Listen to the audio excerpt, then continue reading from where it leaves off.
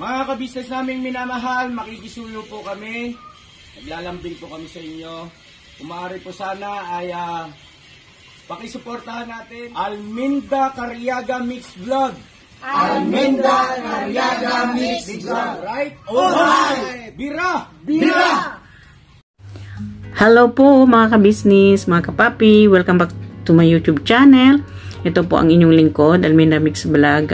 Bumabati sa atin ng magandang gabi dito around Middle East. Magandang gabi o magandang umaga po dyan sa atin sa Pilipinas. So, magandang gabi sa lahat ng mga OFW saan man sulok ng mundo around the world po. Kumusta na po kayong lahat? Maraming salamat sa lagi ninyong panonood dito sa akin. Sa lahat na aking mga subscriber dyan, bagong subscriber at saka datihan ko na pong subscriber, ay maraming salamat sa inyong pagsasubscribe sa akin at panonood ng aking mga reaction video dito sa Ka-Business Official Papa Dins TV. So, huwag po nating kalimutan suportahan ang Ka-Business Official at Papa Dins TV at ang Ka-Business Family, mga ka-business. So, reactionan po natin itong vlog ni Papa Dins.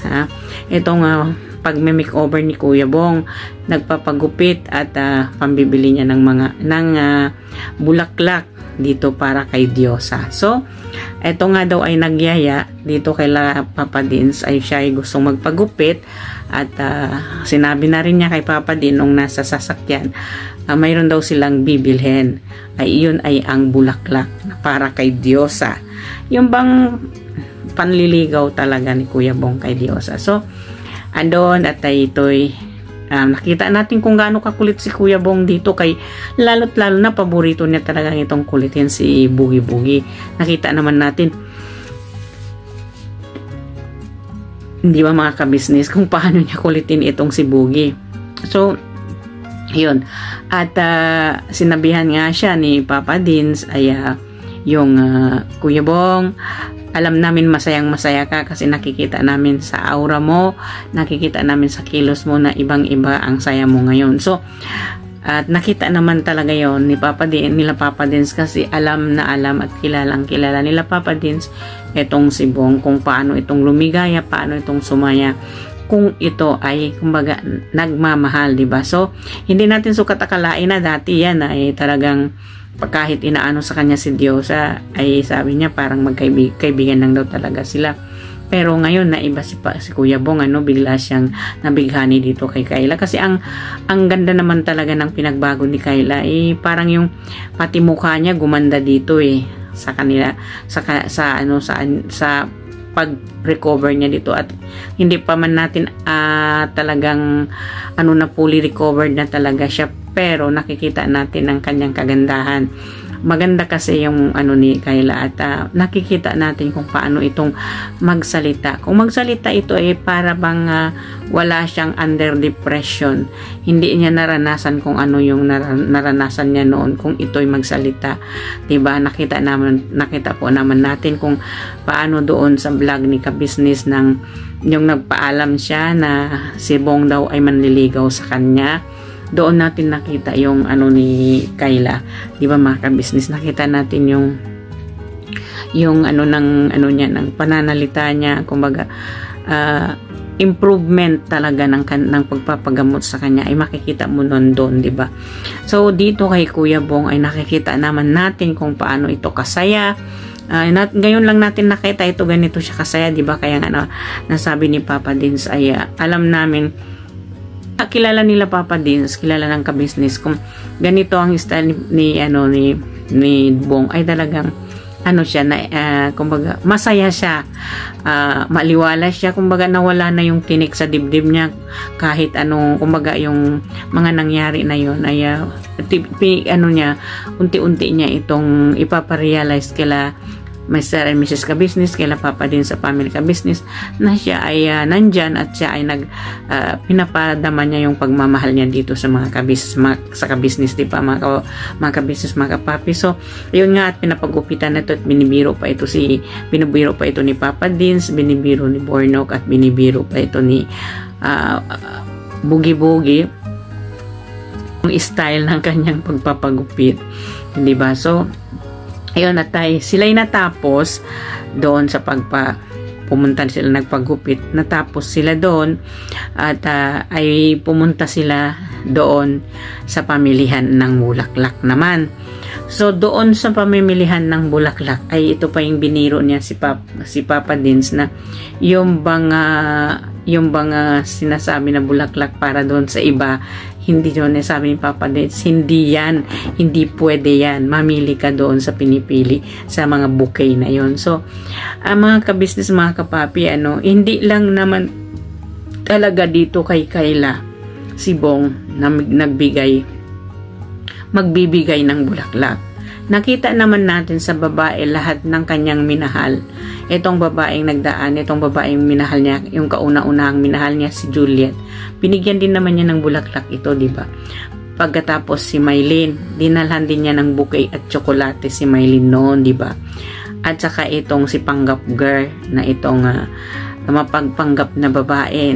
Nakita naman natin nung sinalubong nila ito sa airport, may kasama pang bouquet ito na bulaklak. Hindi pa, kumbaga, ganon ang panliligaw ni Bong sa isang babae.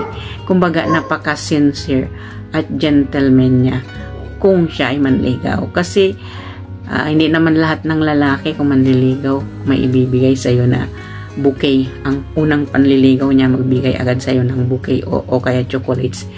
Hindi naman lahat ng lalaki ganon, di ba? May mga lalaki manligaw lang, aakyat lang ng manligaw without taking anything. Kumbaga, normal lang talaga. Pero dito kay Bong ay parang nakasanayan na niya kung siya manliligaw, dapat ganon. So tingnan natin ito kasi ang gusto ni Kayla, mga kabisnes, mga kapapi, kung siya manligaw ay haharanahan niya si Kayla. Dito natin masusubukan kung paano ang galing ni Kuya Bong kumanta. So, ngayon ay ganito nga ang anuhin natin. Tingnan natin kung paano. So, doon nakabili sila ng bulaklak, pinili niya yung pinakamagandang bulaklak. Tapos ay pumunta naman sila bumili ng kumbaga ipa-partner doon. So instead na tsokolate, nang nandun na sila, instead ng tsokolate ay yung paborito daw na cold cheese ba yung tawag doon ni Papa Dins, yan daw ang paborito ni Kayla. So kumuha nga ito tigta tatlo para yun ang idagdag doon sa bouquet. So tinuro pa nga niya ito yung Cloud9 na isang na Cloud9, kadami-dami ang sinabi pa sa ni Papa Din. Grabe ka naman kung magmahal, lahat yan ibibigay mo. Saka na lang pag okay na, pwede nang kumain si Kayla sa chocolates. Kung fully recovered na talaga si Kayla, pwede na mo na siyang bigyan ng kanyang karaming tsokolate, di ba? So bumili na nga sila at natapos na ito, at pagkatapos ay bigla sila napadaan doon sa paboritong hideout ni Papa Dins, yung buko palamig na yan. Ako, di ba mga ka-business, mga kapapi, tayo mga OFW dito sa ibang bansa, hindi tayo makakatikim ng ganyang kapres na buko. So dumaan nga sila doon, at saka yung banana Q na laging kinakain ni Tony, baby Tony ng kabisnis. So andun sila, at nagsabi pa nga itong may-ari ng bukuhan ay, saan ninyo natagpuan, saan ninyo nakita si Bong? Ang nasagot ni Papa Dins, hindi po, umuwi siya kusa sa bahay. So maganda naman at nandyan na siya, opo, at maayos na siya sa inyo, nagbalik na rin siya sa inyo ulit. So ibig sabihin, lahat ng pinupunta nila Papa Dins at kabisnis ay kilalang kilala si Bong, at napapanood nila ito sa vlog ni kabisnis. So ibig sabihin, subscriber itong may-ari ng bukuhan ng juice, di ba? So pumili nga sila, at napaka-unique ni Kuya Bong, umiinom pala siya ng buko juice. Ayaw niya ng may laman, gusto niyang plain juice lang talaga, wala yung laman ng buko, juice lang talaga, yung tubig lang talaga ng buko. Yun ang pinili niya, at piniro pa ito ni Papa Din kung pwede siya ang magbayad. Ang sabi niya, ikaw ang may pera, ikaw ang magbayad. Alam naman po natin si Kuya Bong, pag ito'y nandito kay Laka Business, ang baga ay maano siya, tawag dito, hindi yun siya mapagbiro siya lahat na nandun dahil din siguro kasamahan niya ay puro mga lalaki, kasamahan din niya ay puro nakakaintindi sa sitwasyon niya. Kaya ganito na lang ang sigla at kuwela ni Bong pag nandito siya sa ka-business. Kilala naman natin si Bong pag nandyan kay ka-business ay ganyan na talaga yan siya. Kaya nga totoo yung sinabi ni Papa Dins, di ba mga Papa Dins, mga papi, kapapi, mga ka-business. Kilala namin si Kuya Bong pag nandyan yung ganyan yung aura ng ano niya, ibig sabihin masaya siya, wala siyang stress na naiisip, gusto niya ay masaya siya na naramdaman namin kung gaano siya kasaya pag ganyan siya kakulit, kahit nangungulit yan pero totoo yung sinasabi niya. So oo naman, di ba? Ganun talaga si Kuya Bong. Pag nandyan ay palabiro talaga yan. Hindi talaga yan mawawalaan ng pagbibiruan. Hindi talaga yan nawawalan ng kakwelahan niya. Yung kakulitan niya at yung mga tawa nila na nandyan ang hindi natin makakalimutan dito kay Kuya Bong. Kaya naman, totoo nga yung kasabihan, dito lang kay ka-business si Bong nakadama ng ganitong pagmamahal. Dito lang sa ka-business si Bong nakadama ng tunay na pagmamahal. At yung bang sinasabi natin na hindi siya tinuring ibang tao, hindi siya tinuring kung ano siya, tinanggap siya ng buong buo bilang isang siya. Diba? Ganun naman talaga. Kaya siguro nararamdaman ni Kuya Bong na talagang iba ang pagmamahal ng ka-business kesa sa iba. Diba? Kaya at saka nakikita natin kahit paulit-ulit ni Kuya Bong ginagawa itong pagkakamali niya, paulit-ulit pa rin din siya tinatanggap ng mga ka-business kasi naintindihan nila yung sitwasyon ni Bong. So, eto nga napunta sila doon at pagkatapos ay pinayuhan nga ito siya ni Papa Dins at ng dalawang kagwang si Bornok at saka ni Bogie. So, ang sabi ni Papa Dins, kung manliligaw ka, kung nandoon ka na, yung nanay ay yung talaga ang respetuhin mo. Kasi kumbaga, yun ang una mong liligawan, yung nanay ni Kayla. So, kung talagang sigurado ka na manliligaw, sigurado yung feelings mo kay Kayla. So, dapat irespeto mo yung nanay niya, especially yung nanay ni Kayla, diba? Yun ang sinasabi ni Papa Dins kasi wala namang kaming hinahangad.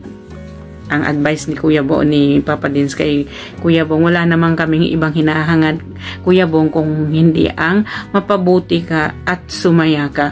Ayaw namin maulit-uli yung ginawa sa'yo ng dati kasi nasaktan ka na noon, na-depress ka na noon, inulit pa ng pangalawa, ngayon ay nasaktan ka na naman ulit at pinaasa ka na naman ulit. Ayaw namin mangyari na yon sa iyo uli kasi gusto namin yung diretso-diretso na kung bigyan ng bless ng Lord, sana ay talaga magkatuluyan na ito si Bong at saka si Kayla kasi lahat naman po tayo hangad natin talaga yung magkapamilya na itong si Kuya Bong para ito ay kumbaga mananatili na sa kanyang saan siya at doon na talaga siya, na hindi na talaga siya gagawa pa ng iba pang hakbang na kumbaga i-concentrate na niya yung sarili niya doon sa pamilya niya.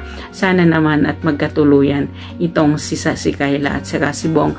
Pray na lang po natin talaga magkatuluyan na sila at hindi na si Bong kumbaga madidepress o masasaktan pa uli. Alam naman po natin kung nag-uusap itong si Kayla at saka si Bong ay parang hindi sila nagdaan sa mga depression sa kanilang buhay kung mag-uusap sila, diba? At nakita naman na talaga din natin na at ibang-iba si Kuya Bong ngayon.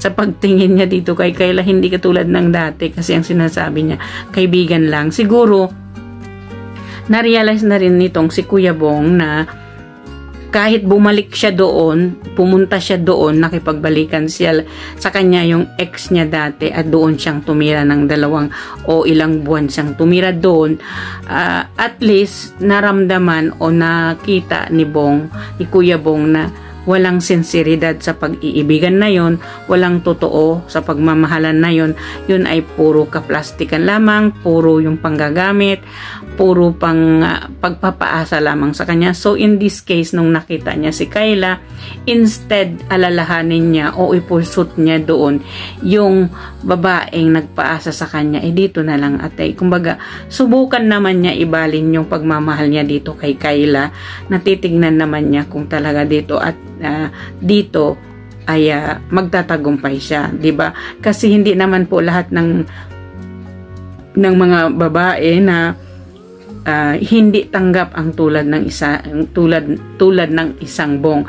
Kasi nakita naman natin dito sa ex-girlfriend niya na kumbaga pakunwari tanggap nila si Bong, pakunwari mahal nila si Bong, mahal ng buong pamilya niya si Bong, pero ginawan pa rin nila ito ng kwentong hindi maganda, pinaasa pa rin nila itong tao na hindi naman totoo yung pagpapaasa sa kanya tungkol dito sa kasal. So siguro na kumbaga kahit sinabi nila na itong si Kuya Bong ay mayroon sakit sa may problema sa pangingisip, pero bakit niya na-realize sa sarili niya, bakit niya nagawa sa sarili niya ang iwan o lumikas doon sa babaeng nagpaasa sa kanyang pakasal at ito'y bumalik sa kabisnes. Siguro kahit sabihin natin may problema yung tao sa pangingisip, huwag nating siguraduhin yung tao porket may problema sa pangingisip ay kaya mo na itong hawakan sa kamay mo, kaya mo na itong bilugin hanggang gusto mo. Kasi ang iniisip mo ay sunod ng sunod ito kasi kulang sa pangingisip. Tulad ng taong ganito ay pwede itong hawakan ko, pwede ko itong lagay sa loob ng kamay ko, paikutin ko yung buhay niya sa mga palad ko. Kumbaga, ganun ang nangyari dito kay Bong. So nung namulat at nagising itong si Kuya Bong, yun ay nag-decide at nag-isip siya kung ano yung para talaga sa kanya. So ngayon, ang naisip niya ay itong si Kayla. Naligawan niya kasi alam naman niya, ang sinabi naman ni Bong na talagang noon pa naman nung unang kita nila ni Kayla ay talagang itong mag-asawang Mr. and Mrs. Kabisnes ay kilig na kilig sa unang pagkikita nila. Pero on that time siguro si Bong ay nandoon pa rin yung isip at puso niya doon sa ex-girlfriend niya, kaya hindi niya pa kayang mahalin noon si Kayla. Pero sa pagkakataon nito nang unang nakita niya si Kayla, humanga siya dito at ang lagkit ng tingin ni Bong nang makita niyang una si Kayla. Hindi ba mga kabisnes, mga kapapi? So hanggang dito na lang po ang aking reaction video. Sana nagustuhan ninyo ang reaction video ko ito dito sa channel ni Papa Dins TV, ang pagpapapogi ni Kuya Bong at pambibili ng mga flowers para kay Kayla. So please don't forget to subscribe Kabisnes Official, Papa Dins TV, and Family Kabisnes, at ang aking mga kasamahan na reactor dito sa Kabisnes Official at Papa Dins TV, sina Taong Gala, Anime Reactors TV, Ma'am Flers Channel, Kalingap Turak Vlog, PLC Katangay Vlog, at Analisa Reality Vlog, at ang Kamix Vlog po. Huwag natin kalimutan po, suportahan ang aking mga co-reactors at ang inyong lingkod, Alminda Mix Vlog. Please don't forget to subscribe, share and likes my videos. Maraming salamat sa inyong panonood lagi, at lagi kayong nandyan sumusuporta sa akin. Sa lahat ng aking new subscriber, maraming salamat po. Shout out po sa nagbe-birthday ngayong araw, si Taong Gala.